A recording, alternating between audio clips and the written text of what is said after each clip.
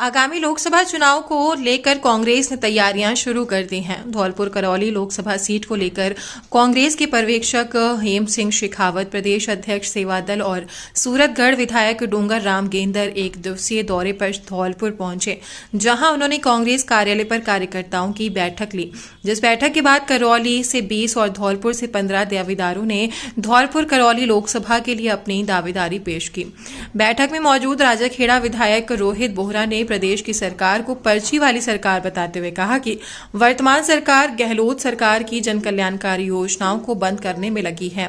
उन्होंने बताया कि राहुल गांधी की यात्रा 10 मार्च को धौलपुर पहुंचेगी, जिसकी तैयारी को लेकर बैठक में चर्चा की गई। लोकसभा चुनाव का फीडबैक लेने पहुंचे पर्यवेक्षकों ने बताया कि धौलपुर करौली विधानसभा से करीब 35 दावेदारों ने अपनी दावेदारी दी है।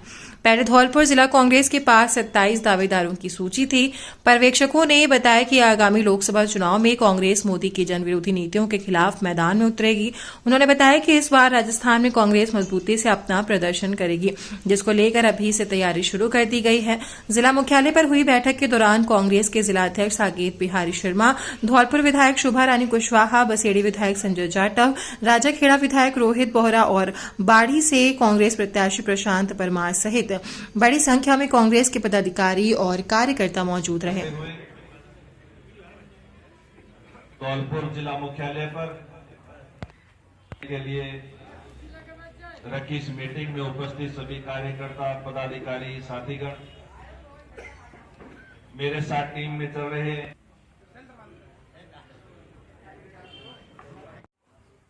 आपने सरकार का कार्यकाल देख ही लिया।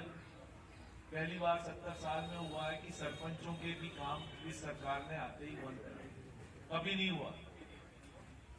70 साल जब से हमारी आजादी आई है और जब से इस देश में डेमोक्रेसी आई है, पहली बार हुआ है सरपंच अपने फंड से भी काम कराने में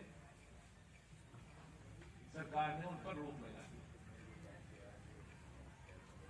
जो हमारी खुद की सरकार है, जो गांव की सरकार है, जिसकी इस पर कोई इनका लेना देना नहीं, राज्य सरकार सरपंचों के काम पर कभी रोक नहीं लगा सकती, क्योंकि पैसा राज्य सरकार का नहीं होता। कांग्रेस की रीढ़ की हड्डी है और जिन्होंने पिछले विधानसभा चुनाव में सबने मिलकर काम किया और 3 सीटें कांग्रेस को जिता के दी। ये जो 3 विधायक बैठे हैं, ये इनके अकेले का किसी का कमाल नहीं है कि भाई चुटकी बजाई और ये तीनों जीत गए। ये सब आपकी मेहनत है, आपकी मेहनत ही रंग लाई है और इस मेहनत को अपने को आगे बढ़ाना है। इस मेहनत को आप आगे बढ़ाएंगे तो हो सकता है कि एमपी सीट भी इस बार, मुझे पूरी उम्मीद है, आप और हम सब कंधे से कंधा मिला के काम करेंगे तो ये सीट भी ऐसी नहीं है जो हम नहीं जीत पाए। 15 फाइनेंस कमीशन का, स्टेट फाइनेंस कमीशन का, जो इंडिपेंडेंट बॉडीज है उनका पैसा होता है, वैसे ही पैसा नगर पालिका का, उन पर भी रोक लगा।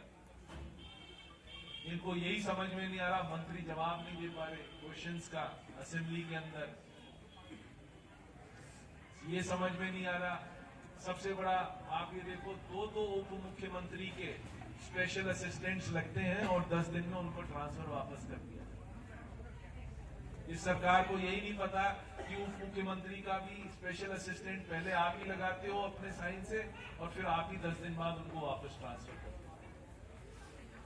यानी मंत्रियों को भी ये पर्ची, जो सरकार है, जब तक दिल्ली से पर्ची नहीं आएगी, जब तक कुछ काम ही नहीं। तो आप, क्योंकि इनको सरकार को से निकाल सकते, सिर्फ यही है कि जड़ें हमारी मजबूत हैं, उन जड़ों को सींचना है सिर्फ। क्योंकि यहाँ पर अभी आज क्या चल रहा है, कोई बुआ है, कोई मेरे ख्याल से भतीजा है, और मेरे ख्याल से जितने गांव में है सब जगह रिश्तेदारी है। उससे पहले भजनलाल जी को कोई जानता भी नहीं था धौलपुर के अंदर, मेरे ख्याल से। तो सभी के फूफा, जीजा और वो है, तो फूफा जीजाओं को अपने को बताना है कि भैया चुनाव की तरह से लड़ा जाएगा। चुनाव में आप सब और हम सब मिलकर मेहनत करेंगे। हमारा परसों का विधानसभा सत्र और है, उसके बाद 9-10 तारीख के बाद आप हम सबको यहीं पाओगे।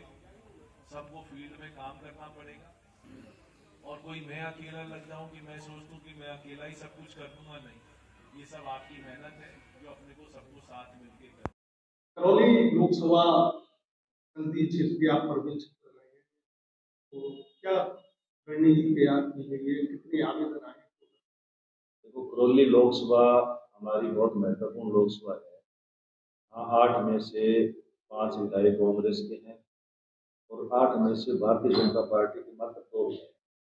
इस लिहाज से और वैसे भी करौली लोकसभा क्षेत्र के अंदर कांग्रेस का बहुत अच्छा नेटवर्क है और सबसे ज्यादा उम्मीदवारी जो दर्ज कराई गई है वो भी करौली लोकसभा क्षेत्र। कल हम करौली जिले के अंदर थे तो वहाँ 20 आवेदन आए थे।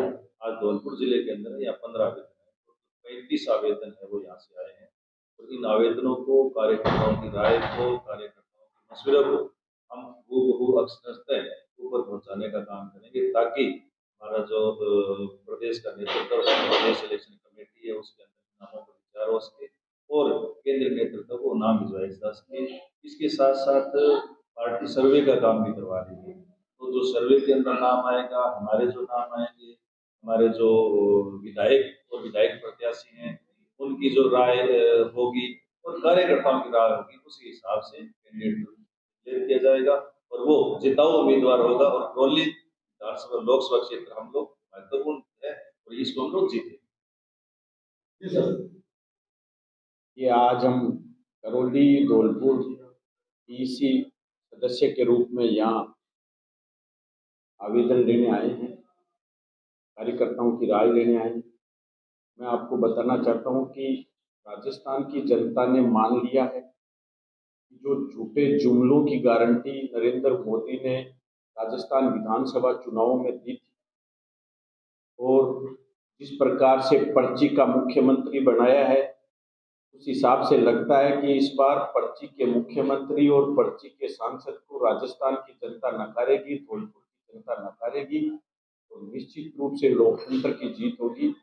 और जनता ने मन बना लिया है। हमने कार्यकर्ताओं से भी राय जानी है। धौलपुर करौली का चुनाव निश्चित रूप से कांग्रेस का जो भी प्रत्याशी होगा वो चुनाव जीतेगा।